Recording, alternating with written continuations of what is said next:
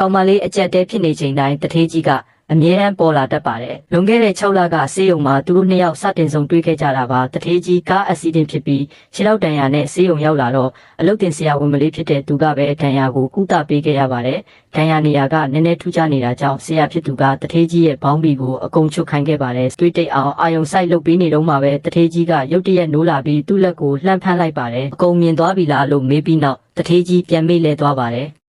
ပြန်နိုးလာတာနဲ့တထေးကြီးကအရင်ဆုံးအဲ့ဒီကောင်မလေးကိုလိုက်ရှာပါတော့တယ်ငါ့ကိုအကုန်ကြည့်သွားတဲ့အဲ့ဒီမိန်းကလေးကိုရှာစမ်းသူ့ပါဇက်ကိုပိတ်ပစ်မယ်လို့အမိတ်ပေးခဲ့ပေမဲ့ရှာတွေ့တဲ့အချိန်မှာတော့ကောင်မလေးကကားစီးပြီးထွက်ခွာသွားပါပြီတကယ်တော့အဖွားဆုံးသွားတဲ့သတင်းကြောင့်အိမ်ကိုအပြေးလွှားပြန်သွားတာပါအိမ်ရောက်တော့ညီမဖြစ်သူကတကားဝမှာပိတ်ထားပြီးအထဲပေးမဝင်ပါဘူးတကယ်တော့အဖေနဲ့ညီမဖြစ်သူကအဖွားကိုလှုပ်ကြံပြီးအမွေလူဖို့ကြံစီထားကြတာပါအထဲဝင်လာရင်အမှန်တရားပေါ်သွားမှာစိုးလို့အခုလိုတားဆီးနေတာပါအဖွားရဲ့လက်ပေါ်မှာပဲကြီးပြင်းလာရတာပါမိဘတွေကညီမဖြစ်သူကိုပဲအမြဲပတ်လိုက်ပြီးသူ့ကိုပဲအပြစ်တင်တတ်ကြပါတယ်ကောင်မလေးအားကိုးရမယ်ဖြစ်နေချိန်မှာပဲဒေါ်လေးဖြစ်သူရောက်လာပြီးခေါ်ထုတ်သွားဖို့ကြိုးစားပါတယ်ဒါကိုညီမဖြစ်သူကလူပုံအလဲမှာဒေါ်လေးကိုပါရိုင်းရိုင်းဆိုင်ဆိုင်ဆဲဆူလိုက်တဲ့အတွက်ကောင်မလေးဒေါသပေါက်ကွဲပြီးညီမဖြစ်သူကိုကားနဲ့တိုက်တက်ဖို့အထိကြံစည်မိသွားပါတယ်အဲ့ဒီအချိန်မှာပဲတထေးကြီးကဒဏ်ရာကိုဂရုမစိုက်နိုင်ပဲပြေးဝင်တားဆီးခဲ့ပါတယ်တထေးကြီးမှန်းတိသွားတော့မှကောင်မလေးလည်း break ကိုအချိန်မီငင်းနိုင်ခဲ့ပါတယ်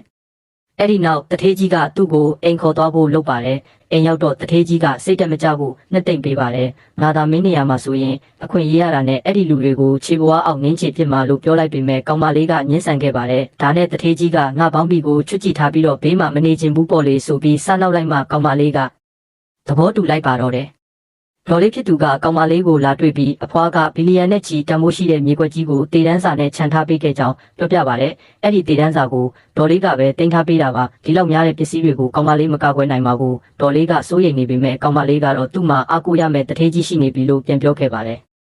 တထေးကြီးရဲ့အကာအကွယ်အောက်မှာကောင်မလေးကကျေးဇူးဆက်တဲ့အနေနဲ့နေတိုင်းစိတ်ထည့်ပေးပါတယ်။ဒါပေမဲ့တစ်ဖက်လူတွေကိုမရှင်းနိုင်မှစိုးရိမ်နေတဲ့ကောင်မလေးကရှင်းတဲ့ပတ်သက်ရင်ကျမဘာရမှာလဲလို့မေးတဲ့အခါငါမှရှိတာအကုန်လုံးမင်းရစေရမယ်မင်းလိုချင်တာငါလက်ထဲမှာရှိနေတဲ့၍ဘယ်သူမှလူယူလို့မရစေရဘူးလို့တထေးကြီးကကတိပေးပါတယ်။နောက်တနေ့မနက်မှာတော့ဒေါ်လေးစီကတရေရပါတယ်အဖေဖြစ်သူကညီမဖြစ်သူအတွက်ခန်းထားတဲ့မွေးနေ့ပွဲကျင်းပပေးမလို့ပါအဖွားဆုံးတာမကြသေးခင်မှာပဲပျော်ပွဲရှင်ပွဲလုပ်နေတဲ့အတွက်ကောင်မလေးဒေါသထွက်ပြီးတွားရောက်မေးမြန်းဖို့လုပ်ပါတယ်အဲ့ဒီအချိန်မှာတထေးကြီးကတားဆီးပြီးအဖေဖြစ်သူကမွေးနေ့ပွဲမှာတေတန်းစာတူကိုကြီးညာပြီးမြေခွက်ကိုလူယူဖို့အကြံစီနေတာဖြစ်ကြောင်းပြောပြပါတယ်အမှန်တရားသိသွားတဲ့ကောင်မလေးကတထေးကြီးကိုအကူအညီတောင်းတော့မင်းစိတ်ကြိုက်တာသွားတောင်းကြလိုက်စမ်းပါလို့တထေးကြီးကခွင့်ပြုလိုက်ပါတယ်ပွဲကိုရောက်သွားတဲ့ကောင်မလေးကလူပုံအလဲမှာအဖေဖြစ်သူကိုမေးခွန်းထုတ်ပါတယ်အတုပလည်းမလုပ်ပေးဘူးအလောင်းလည်းအမြန်မိတကြိုလိုက်တဲ့စေးချောင်းသူဖြစ်တဲ့ကျမတခုခုစစ်ဆေးမိမှာကိုကြောက်နေကြတာလားလို့မေးလိုက်ပါတယ်အဲ့ဒီအခါညီမဖြစ်သူကတထေးကြီးရဲ့ဘောင်းဘီကိစ္စကိုပြန်ပြီးဆွဆွဲတိုက်ခိုက်ပြန်ပါတယ်ကောင်မလေးကအဖွားရဲ့တပ်ပုံကိုထုတ်ပြပြီးအဖေနဲ့ညီမဖြစ်သူကိုကျင်းဆိုခိုင်းပါတယ်လူတက်ထားတဲ့ညီမဖြစ်သူကကြောက်စိတ်ဝင်ပြီးဘေးကလူကိုမျက်ရည်ပြလိုက်တဲ့အခါအဲ့ဒီလူကကောင်မလေးကိုတွန်းလှဲလိုက်ပါတယ်ကောင်မလေးအားငယ်နေချိန်မှာပဲတထေးကြီးကသူ့နောက်မှာရက်နေတာကိုမြင်လိုက်ရပါတယ်တထေးကြီးကသူ့ဘက်မှာရှိနေမယ်ဆိုတာတေချာသွားတော့မှကောင်မလေးတတိတွေပြန်ရလာပါတယ်ဒါကိုအဖေဖြစ်သူကမလျှော့ပဲကောင်မလေးဟာအမွေလူကျင်လို့ညီမဖြစ်သူကိုလှုပ်ကြံဆွဆွဲနေတာပါလို့ပြောပါတယ်